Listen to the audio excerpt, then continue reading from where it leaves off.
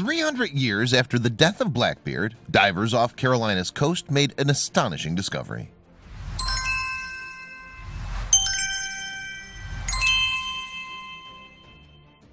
It was November 21, 1996, when a team of divers working for a private salvage outfit found a shipwreck in 28 feet of water off the coast of North Carolina. The searchers identified the structure as a vessel from the early 18th century. The wreck was located about a mile from Atlantic Beach near Beaufort Inlet, and it soon became clear that it had endured a very colorful past. In fact, the shipwreck was more akin to a scrapyard than a sailing vessel when it was discovered by private salvager company Intersol Incorporated of Palm Bay, Florida. What the divers initially came across was a tangle of cannons, anchors, and other fascinating debris. The Intersol divers unearthed a variety of intriguing artifacts from the site, now labeled rather unromantically North Carolina Shipwreck Site 31 CR 314. These included the barrel of an English blunderbuss dated from between 1690 and 1710, a couple of cannonballs, and a sounding weight. Crucially, they also found a bronze bell carrying the date 1705, confirming with near certainty that this wreck was from the early part of the 18th century. It was fall of the following year before archaeologists from the Underwater Archaeology branch of the North Carolina Office of State Archaeology began to make a systematic survey of the underwater find.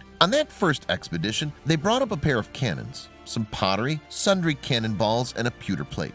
The folks from Intersol were in no doubt that the wreck they'd discovered was that of Queen Anne's Revenge, the flagship of the notorious and much feared 18th century pirate Blackbeard. But the North Carolina state archaeologists were initially a little more circumspect in their opinions. However, the weight of evidence inclined to an inescapable conclusion. This vessel had indeed been captained by Blackbeard himself. In fact, Intersol had not been exploring the site at Beaufort's Inlet merely by chance. That location was exactly where they'd hoped to find Blackbeard's ship. The Intersol crew had picked their spot based on research by the company's president, Phil Masters. Maritime archaeologist David Moore also provided research input, and historical documents gave a good idea of the position of Blackbeard's vessel when it was wrecked. One of these documents included evidence from one of Blackbeard's fellow pirates, Captain David Harriet. David Moore's 1997 study, A General History of Blackbeard the Pirate, the Queen Anne's Revenge, and the Adventure, quoted Harriet, who was an eyewitness to the wrecking of Queen Anne's Revenge. Indeed, Harriet's own sloop, the Adventure, was wrecked at the same time.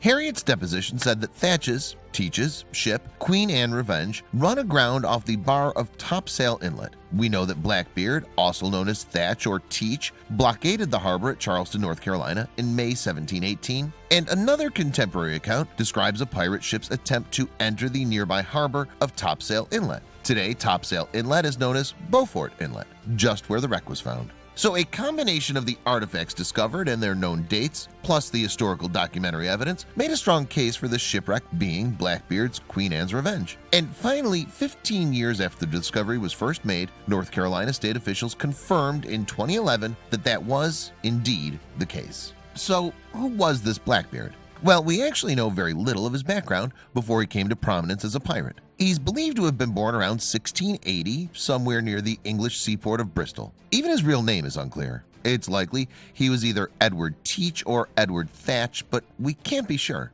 Edward Teach is the name he's most commonly known by. Before turning to piracy, it seems likely that Blackbeard was a sailor based in Jamaica. He may have been a privateer who fought in the War of Spanish Succession, which ran from 1701 to 1704. In 1716, he probably started his buccaneering career as a crew member with the infamous corsair Captain Benjamin Hornigold. By 1717, Hornigold and Teach were each captaining a single-masted sailing vessel. The duo cruised the waters around the island of New Providence in the Bahamas, harrying Caribbean merchant vessels. They variously plundered 100 barrels of wine and 120 barrels of flour from vessels they intercepted. A cargo of Madeira wine was also among their booty. On November 28, 1717, having previously parted company with Hornigold, Teach came across a French slave ship, La Concorde de Nantes, near the Caribbean island of Martinique. At 200 tons, this vessel was much grander affair than the small sloops Teach had been sailing. The Concorde had made 2 trips transporting slaves to the Caribbean, one in 1713 and the second in 1715. Her third voyage in 1717 would be her last as a slaver. It was on this trip that Teach, or Blackbeard as we now call him, came across Concorde and engaged her in battle. Blackbeard's 2 ships fired devastating broadsides at Concord. Some of the French ship's crewmen were killed, leading to her captain surrendering his vessel. Renaming her Queen Anne's Revenge, Blackbeard sailed the ship to the island of Bekia in the Caribbean, where he refitted her and strengthened her armament. Blackbeard was now ready to wreak havoc in the Caribbean and along the North American coast. A report of one of Blackbeard's acts of piracy in the Boston Newsletter in 1717 recorded him taking, looting, and burning the well-defended merchantman, the Great Allen. The report noted that Blackbeard was now in command of the 32-gun Queen Anne's Revenge, a 12-gun sloop, and a 10-gun brigantine. Blackbeard was now commanding a small pirate fleet that in all likelihood included more than 150 men. Blackbeard continued to attack merchant ships, and then in May 1718, he embarked on one of his most audacious schemes, blockading the port of Charlestown, South Carolina. He arrayed his ships across the harbor mouth and refused to allow any other vessels to leave or enter. Over a few days, some 9 vessels were stopped and stripped of their cargoes. Eventually, Blackbeard accepted medical supplies from the town and sailed away. Soon after the blockade, Blackbeard's flagship ran aground off Beaufort Inlet. Whether this was by accident or design is still debated. In any case, Blackbeard escaped and was actually given a royal pardon, but he soon returned to piracy. Justice finally caught up with him when a force led by Lieutenant Robert Maynard fought a fierce battle with Blackbeard's men on the 22nd of November, 1718.